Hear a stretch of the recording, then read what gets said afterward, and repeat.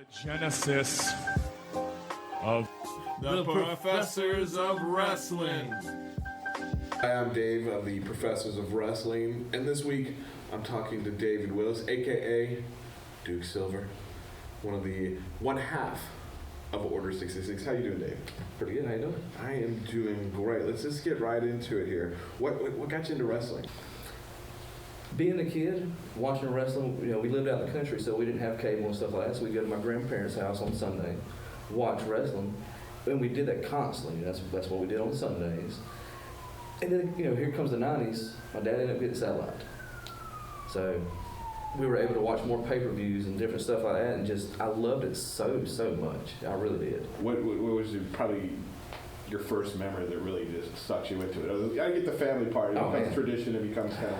The one thing that I bring up a lot, Dusty Rhodes, Ric Flair had the Road Warriors, had Terry Funk, and they have Dusty Rhodes on the ropes, and they take this big spike and jabs in his eye. Oh. That, to this day, I'll always remember that. That's like one of the just gruesome memories I have with wrestling, which made me fall in love with it.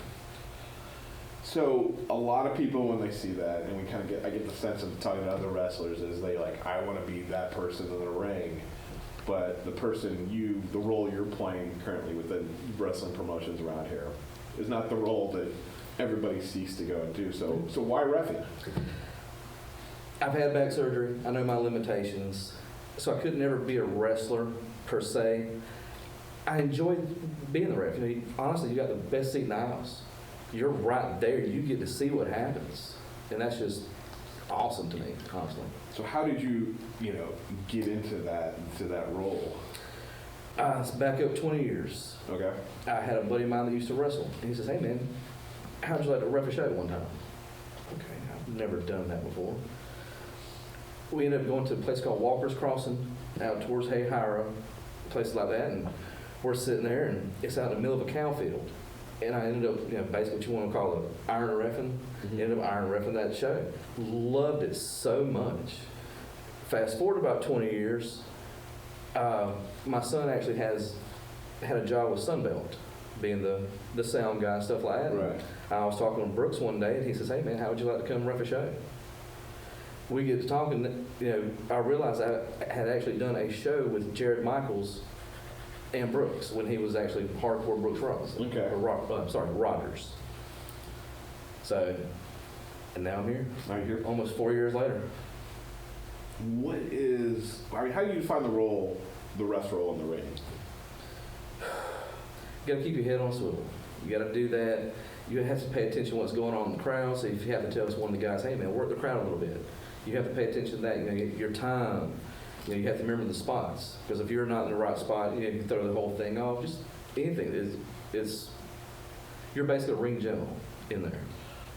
Have you ever had the one where they put you get the wireless mic so you can get feedback? Do you like that, or you just like going in there and just calling let it go out there? Okay.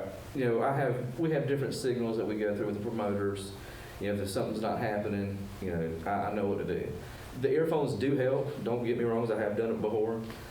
Very annoying, and I actually fell on one time that it wasn't nice. So the injury aspect. Oh man, I'll tell you. So what? Can you let me take a step back here. What was it like your first time in the ring? So you're in a cow field. I mean, it's got to go different from sitting in the stands. That was very, very odd. Man, they were picking up cow patties during a hardcore match. Really, this was about as hardcore as you could get. CZW hardcore. Oh man, really. But working with Brooks and working with Richie, Mm-hmm. working with them with Spinebuster, it's just so much better. It's, everything runs very smoothly. There's no big issues. There's no, I guess there are politics, but not like you would think it would be. But I mean, you don't see a lot of referees around in there. You see a lot of more people going to the academies, the dojos, or whatever they want to call it. I mean, I think you occasionally hear about training for refereeing. So how many people end up usually getting into that role because of injury or just maybe not having the physical attributes? Or? A lot of the guys that do ref are in training to wrestle, so they need to learn all the rules, all the mechanics and all the back scenes. It helps them out to be a better wrestler to start off as a ref. Right. Do that for 6 months or so like that, and you pretty know what's going on in the ring.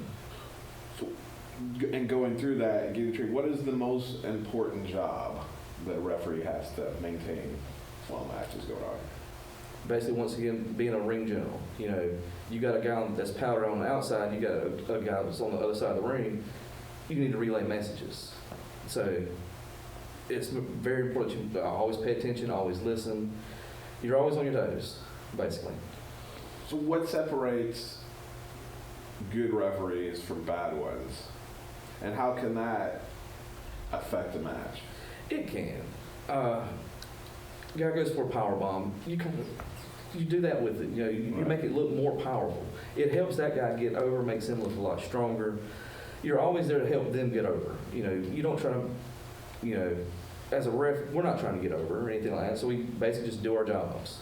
So you're selling more than anything? I'm helping to sell for them. Stuff like that. It makes that look even a little bit worse. Can you think of a time like you made a mistake in the ring and maybe how it impacted maybe the match? There has been one other time where I forgot the end, and I'm sitting there going, okay, oh God, okay, yeah. You freak out, but then you just kind of step back, you relax, and you just go with it. Basically, there are times that everybody screws up in a match. There's botches. There's botches every day. There's no. So it's not just in a podcast; it happens in the Oh man, everywhere. Awesome. So, what are some of the most memorable matches you've ever officiated? Bad Guys Inc. versus Canine Carnage. I don't know if you know who Canine Carnage is. We've never seen Canine Card. Look them up. Okay. Awesome guys. We were actually doing a show at Wild Adventures. Trying to do a suplex on top, coming off the suplex. He was a little bit too heavy. So here comes, Preston Paradise to help, Maverick get him over. They're trying to get him over, he keeps blocking it. Next thing you know, the other member of Canine Carnage comes up in there and does basically what you call the Tower of Doom. Slams the guy down, and that's probably 800 something pounds altogether. If you slow down the footage, you can actually see the ring kind of ripple. And you see me almost fly out of the ring. Right. And it was just one of those, it was awesome, but it was also scary at the same time. That was one I'll always remember. Did you get like this weird rush or something? Oh man, even with the ref, you do get adrenaline rushes. Because like I said, you're front seat watching this going on, and there's been times where I'm watching the match, not paying attention to what I need to be doing. So, what do you feel separates the quality of matches called between different officials? I don't know if that question makes sense or not. I think I know where you're going with that one. Hector and me. Okay.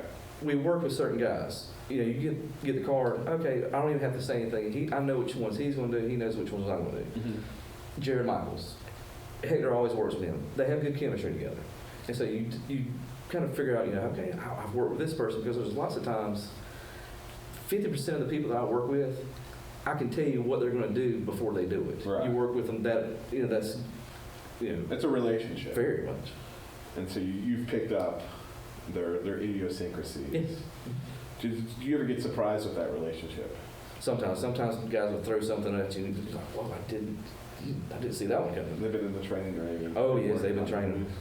I will give the guys credit; they do train. You are a part of Order 66. Can you explain what Duke Silver and Hector and Order 66 and how that all kind of came about, what it all is about? If I have to explain what Order 66 is, you won't get it. Okay. If a match is going on, it's dragging out. You've already told the guys, "Hey, look, bring it home." Right. They disregard that. They keep going. You look over the promoter; he gives you the signal.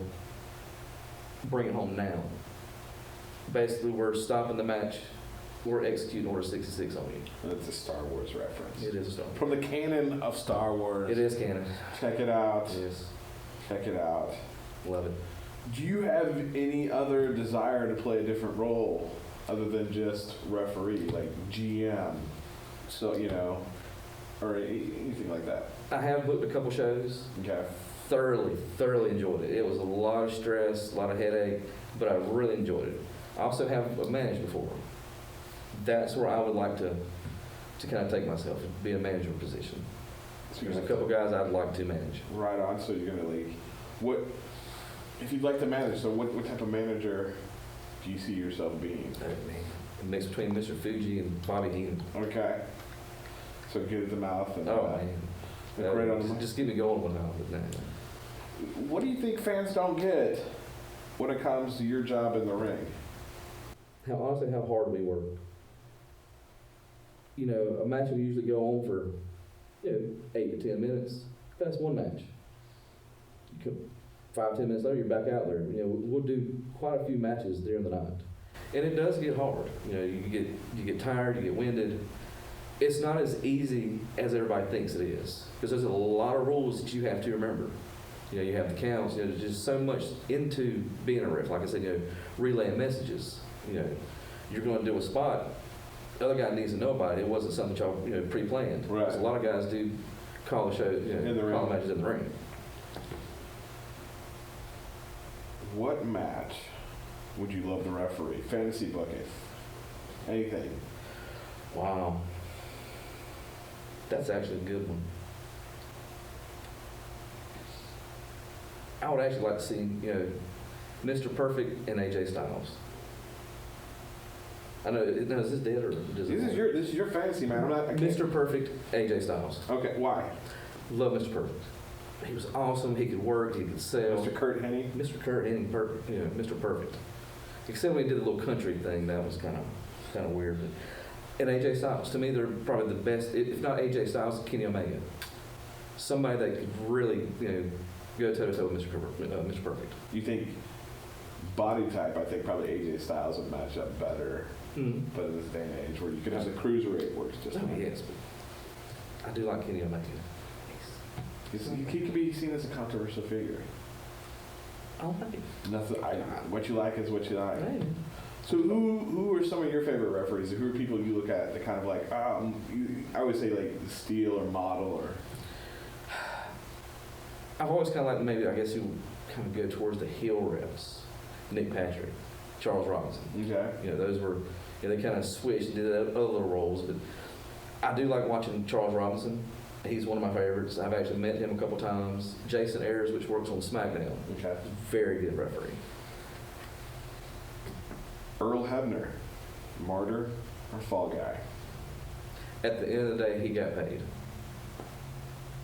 That's all. That's the line you're taking right there. That's all I'm going to say. All right. I do like Earl Hebner. I always was a huge fan. He was doing what he was told. So you would say Martyr almost. Basically. I don't know. I'm trying to put words in your mouth. I don't know. So, work or shoot, work or shoot, work or shoot. So Dave, any other final comments as we're wrapping this thing up? Look for Spinebuster and look for Sunbelt. Got a lot of good things planned. Thank you very much.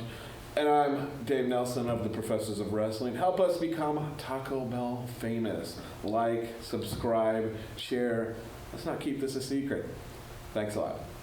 And buy Order 66 merch.